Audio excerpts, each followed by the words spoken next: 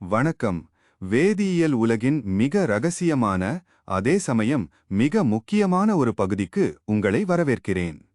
நம்மில் பெரும்பாலானோர் ஒரு வேதிவினையை எப்படி பார்க்கிறோம்? இடது பக்கம் ரியாக்டன்ஸ் இருக்கும், ஒரு அம்புக்குறி இருக்கும், வலது பக்கம் ப்ராடக்ட்ஸ் இருக்கும். இடையில் என்ன நடக்கிறது என்பது ஒரு மாயப்பெட்டி பிளாக் பாக்ஸ் போல தோன்றும். ஆனால் ஒரு வினையின் தொடக்கத்திற்கும் முடிவுக்கும் இடையில் மில்லி செகண்டுகள் மட்டுமே உயிர் வாழும் சில விசித்திரமான நிழல் உருவங்கள் உருவாகின்றன. அவைதான் ரியாக்ஷன் இன்டர்மீடியேட்ஸ். இன்று நாம் இந்த இன்டர்மீடியேட்களை பற்றி ஆழமாக பார்க்கப் போகிறோம். ஏன் ஒரு ரியாக்ஷன் ஒரு குறிப்பிட்ட வழியில் நடக்கிறது? ஏன் சில விளைபொருட்கள் அதிகமாகவும் சில குறைவாகவும் கிடைக்கின்றன? இந்த எல்லா கேள்விகளுக்கும் விடை இந்த இன்டர்மீடியேட்களிடம்தான் இருக்கிறது. கார்போகேட்டையான்ஸ், கார்பானயான்ஸ், ஃப்ரீ ரேடிக்கல்ஸ் என்று இந்த உலகிற்குள் ஒரு ஆழமான பயணம் போகலாம் வாங்க. முதலில் ஒரு எளிமையான உதாரணத்துடன் தொடங்குவோம். ஒரு மலையின் ஒரு பக்கத்திலிருந்து மறுபக்கத்திற்கு ஒரு பந்தை உருட்டிவிடுகிறீர்கள் என்று வைத்துக்கொள்வோம். மலை உச்சி வரை அந்த பந்தை தள்ளுவதற்கு நீங்கள் ஆற்றலை செலவிட வேண்டும். அந்த உச்சியில் இருக்கும் நிலைதான் டிரான்சிஷன் ஸ்டேட். அது நிலையற்றது. ஆனால் அந்த மலைக்கு நடுவில் ஒரு சிறிய பள்ளம் இருந்தால் அந்த பந்து அங்கு சிறிது நேரம் தங்கும் அல்லவா? அந்த பள்ளம்தான் இன்டர்மீடியேட். இது ஒரு முழுமையான விளைபொருளும் அல்ல. அதே சமயம் இது தொடக்கப் பொருளும் அல்ல. இது ஒரு இடமாற்றத்தின் போது உருவாகும் ஒரு தற்காலிக தங்குமிடம். இப்போது வேதியியலுக்குள் வருவோம். ஆர்கானிக் கெமிஸ்ட்ரி முழுவதுமே கார்பனை சுற்றியே சுழல்கிறது. கார்பனுக்கு எத்தனை கைகள்? 4. அதாவது 4 இணைதிறன் எலக்ட்ரான்கள், வேலன்ஸ் எலக்ட்ரான்ஸ்.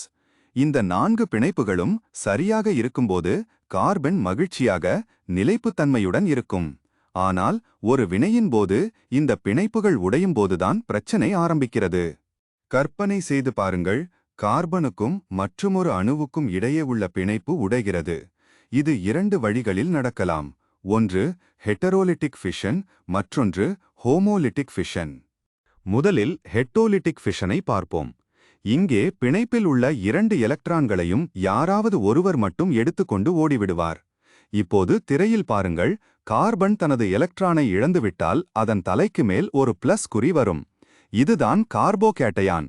அதே சமயம் அந்த 2 எலக்ட்ரான்களையும் கார்பனே எடுத்துக்கொண்டால் அதன் மேல் ஒரு மைனஸ் குறி வரும். இது கார்பானயான். ஹோமோலிட்டிக் ஃபிஷனில் ஆளுக்கு ஒரு எலக்ட்ரானை பிரித்துக் கொள்வார்கள். உன் எலக்ட்ரான் உனக்கு, என் எலக்ட்ரான் எனக்கு என்ற சமமான பங்கீடு. இதனால் உருவாவதுதான் ஃப்ரீ ரேடிக்கல்.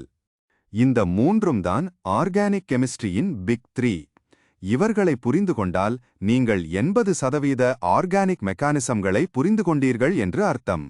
சரி, இப்போது கார்போகாட்டியான் பற்றி ஆழமாக பார்ப்போம். ஒரு கார்போகாட்டியானை ஒரு தேவையுள்ள மனிதனாக நினைத்து பாருங்கள். அவனிடம் இருக்க வேண்டிய ஒரு எலக்ட்ரான் பறிபோய்விட்டது.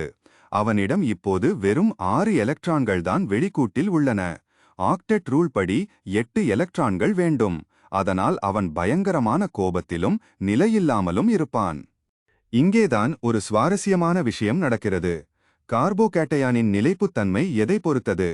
திரையில் பாருங்கள், 3 வகையான கார்போகேட்டையான்கள் உள்ளன. பிரைமரி 1 டிகிரி, செகண்டரி 2 டிகிரி மற்றும் டெர்ஷியரி 3 டிகிரி. டெர்ஷியரி கார்போகேட்டையானில் அந்த பாசிட்டிவ் கார்பனை சுற்றி 3 அல்கைல் குரூப்புகள், உதாரணமாக மெத்தில் குரூப் இருக்கின்றன. இந்த மெத்தில் குரூப்புகள் கொடையாளிகள், டோனார்ஸ் போல செயல்படும். கவலைப்படாதே, என்னிடம் இருக்கும் எலக்ட்ரான் மேகத்தை உன் பக்கம் சற்று தள்ளுகிறேன் என்று அவை இண்டக்டிவ் மூலம் அந்த பாசிட்டிவ் சார்ஜை குறைக்கின்றன. ஒரு சுமை குறையும்போது நிலைப்புத்தன்மை கூடுகிறது. அதனால்தான் 3 டிகிரி கார்போகேட்டையான் எல்லாவற்றையும் விட அதிக ஸ்டேபிள். 3 டிகிரி > 2 டிகிரி > 1 டிகிரி என்பதுதான் அந்த வரிசை. இன்னொரு முக்கியமான மேஜிக் இங்கே நடக்கிறது. அதுதான் ஹைப்பர் காஞ்சுகேஷன் என்றும் சொல்வோம். சுற்றியுள்ள CH சிக்மா பிணைப்புகள் காலியாக இருக்கும் கார்பனின் p ஆர்பிட்டாலுக்குள் எலக்ட்ரான்களை எட்டி பார்க்க அனுமதிக்கும். எத்தனை மெத்தில் குரூப் இருக்கிறதோ அத்தனை வாய்ப்புகள் அதிகம். இதனால்தான் 3 டிகிரி > 2 டிகிரி > 1 டிகிரி என்ற வரிசை வருகிறது. ஆனால் இங்கே ஒரு ட்விஸ்ட் இருக்கிறது. ஒரு பென்சீன் வளையத்திற்கு அருகில் கார்போகேட்டையான் இருந்தால் என்ன ஆகும்? அதற்கு பெயர் பென்சைலிக் கார்போகேட்டையான். இது டெர்ஷியரியை விடவும் சில சமயம் அதிக ஸ்டேபிளாக இருக்கும். ஏன்? ரெசோனன்ஸ். பாசிட்டிவ் சார்ஜ் ஒரே இடத்தில் இருக்காமல் முழு பென்சீன் வளையத்தையும் சுற்றி வரும். பகிர்ந்து கொண்டால் பாரம் குறையும் என்பதுதான் ரெசோனன்ஸ் சொல்லும் ரகசியம். அடுத்ததாக கார்பானயான்களை பார்ப்போம். இது கார்போகேட்டையானுக்கு அப்படியே நேர்மாறானது. இங்கே கார்பனிடம் ஒரு ஜோடி எலக்ட்ரான் அதிகமாக இருக்கிறது. ஏற்கனவே செட்டிலான ஒருவனுக்கு தேவையில்லாத சொத்து வந்து சேர்ந்தால் எப்படி இருக்குமோ அப்படி இது அதிக எனர்ஜியுடன் இருக்கும். இப்போது யோசித்து பாருங்கள், இதற்கு யார் ஸ்டெபிலிட்டி தருவார்கள்? எலக்ட்ரானை தள்ளும் குரூப்புகள் இருந்தால் நிலைமை மோசமாகும். ஏனென்றால் ஏற்கனவே எலக்ட்ரான் அதிகமாக இருக்கிறது. இன்னும் தள்ளினால் முட்டிக்கொள்ளும். அதனால் கார்பானயான் விஷயத்தில் பிரைமரி 1 டிகிரி தான் அதிக ஸ்டேபிள், டெர்ஷியரி 3 டிகிரி மிக குறைந்த ஸ்டேபிள். இண்டக்டிவ் எஃபெக்ட் இங்கே எதிரியாக மாறுகிறது. ஆனால் இங்கேயும் ரெசனன்ஸ் ஒரு ஹீரோதான். எலக்ட்ரான் அதிகமாக இருந்தாலும் சரி, குறைவாக இருந்தாலும் சரி, அதை ரெசனன்ஸ் மூலம் பரவச் செய்தால் ஸ்டெபிலிட்டி கிடைக்கும். இப்போது ஒரு நிமிடம் நிறுத்தி யோசிப்போம். ஏன் இந்த ஸ்டெபிலிட்டி பற்றி இவ்வளவு பேசுகிறோம்? ஏனென்றால் இயற்கையில் எப்போதுமே எளிதான பாதை, பாத் ஆஃப் லீஸ்ட் ரெசிஸ்டன்ஸ் தான் தேர்ந்தெடுக்கப்படும். ஒரு வினையில் 2 வகையான இன்டர்மீடியேட்கள் உருவாக வாய்ப்பு இருந்தால் எது அதிக ஸ்டேபிள் ஆனதோ அதுவே உருவாகும். இதுதான் மார்கோனிகாஃப் விதி, மார்கோனிகாஃப்ஸ் ரூல் போன்ற பல விதிகளுக்கு பின்னால் இருக்கும் உண்மையான காரணம். நிலைப்புத்தன்மை வாய்ந்த இன்டர்மீடியேட் உருவானால் விளைபொருளும் வேகமாகவும் அதிகமாகவும் கிடைக்கும். மூன்றாவது முக்கியமான ஆள் ஃப்ரீ ரேடிக்கல். இது ஒரு தனித்த போராளி, ஜோடி இல்லாத ஒரு ஒற்றை எலக்ட்ரானை கொண்டது. இது மின்சுமையற்றது, நியூட்ரல், ஆனால் மிகவும் வினைபுரியும் தன்மை கொண்டது. இதன் ஸ்டெபிலிட்டி வரிசை கார்போகாட்டியான் போலவே 3 டிகிரி >2 டிகிரி >1 என்று இருக்கும். இதுவும் ஹைப்பர் கான்ஜுகேஷன் மற்றும் ரெசனன்ஸ் மூலம் நிலை பெறுகிறது. சூரிய ஒளியில் நடக்கும் வினைகளில், உதாரணமாக மீத்தேன் குளோரினேஷன், இந்த ஃப்ரீ ரேடிக்கல்கள்தான் முக்கிய பங்கு வகிக்கின்றன. நம் உடலில் கூட இந்த ஃப்ரீ ரேடிக்கல்கள் உருவாகின்றன. அவை செல்களை சேதப்படுத்தும். அதனால்தான் நாம் ஆன்டி ஆக்சிடென்ட்டுகள் சாப்பிட வேண்டும் என்று சொல்கிறார்கள். அவை இந்த ரேடிக்கல்களை சமன் செய்துவிடும். இப்போது இன்னும் கொஞ்சம் ஆழமாக சென்று சில அரிதான ஆனால் முக்கியமான இன்டர்மீடியேட்களை பார்ப்போம். ஒன்று கார்பீன். இது மிகவும் விசித்திரமானது. இதில் கார்பனிடம் 2 பிணைப்புகள் மட்டுமே இருக்கும். கூடவே 2 எலக்ட்ரான்கள் இருக்கும்.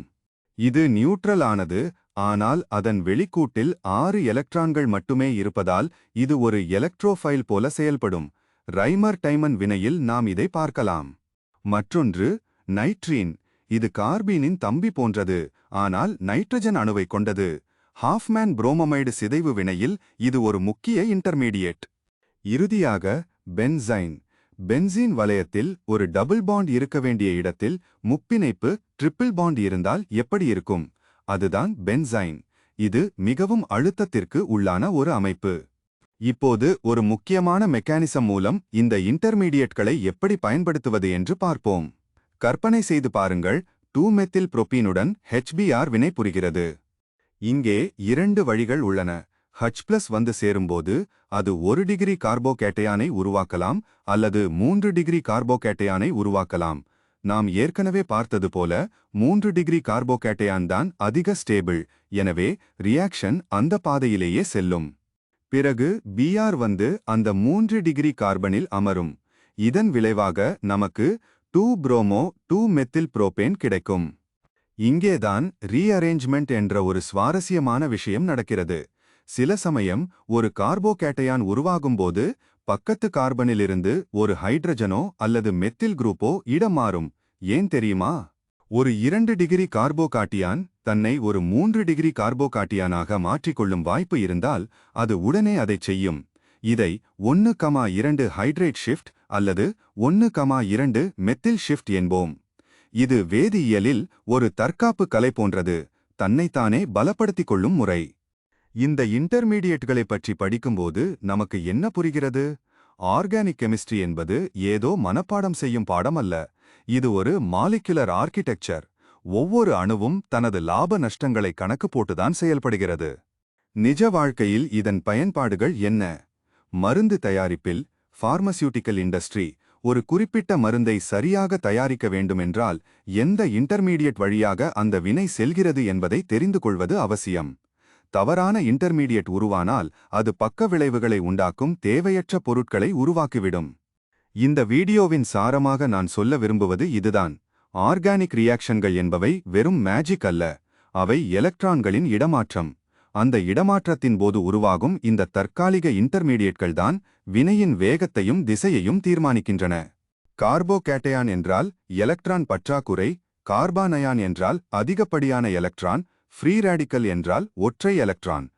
இவை ஒவ்வொன்றும் நிலைப்புத்தன்மையை அடைய முயற்சிக்கும் போராட்டமே ஆர்கானிக் கெமிஸ்ட்ரி. கணக்கற்ற வினைகளுக்கு பின்னால் இருக்கும் இந்த கண்ணுக்கு தெரியாத உண்மைகளை புரிந்துகொள்வதுதான் உண்மையான வேதியியல் அறிவு. இந்த ஆழமான பயணம் உங்களுக்கு பயனுள்ளதாக இருந்திருக்கும் என்று நம்புகிறேன். மீண்டும் அடுத்த ஒரு சுவாரஸ்யமான தலைப்பில் சந்திப்போம். நன்றி.